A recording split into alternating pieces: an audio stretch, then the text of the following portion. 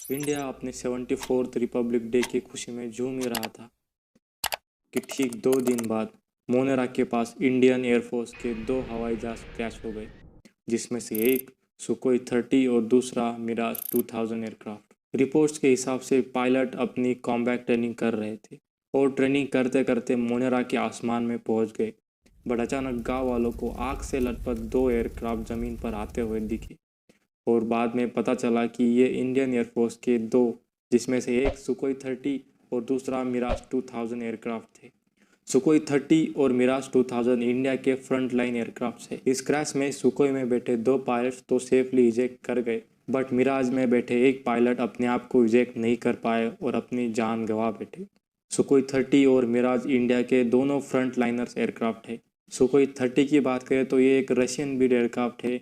इस एयरक्राफ्ट में total 2 pilots बैठ सकते हैं और ये एयरक्राफ्ट अपने साथ 38,008 kg वेट को लेके फ्लाई कर सकता है। इस एयरक्राफ्ट की मैक्सिमम स्पीड 2120 किलोमीटर और रेंज है 3000 किलोमीटर और ये एयरक्राफ्ट एक बार टेक ऑफ करने के बाद 3000 किलोमीटर तक लगातार फ्लाई कर सकता है। और दूसरा मिराज 2000, जो कि इंडिया का मोस्ट रिलायबल एयरक्राफ्ट है, क्योंकि इस एयरक्राफ्ट को महज कुछ मिनटों में ही जंग के लिए तैयार किया जा सकता है। और यही नहीं, इंडिया ने कारगिल वार में फर्स्ट टाइम इसी एयरक्राफ्ट से लेज़र गाइडेड मिसाइल्स अपने दुश्मनों पर दागी थी।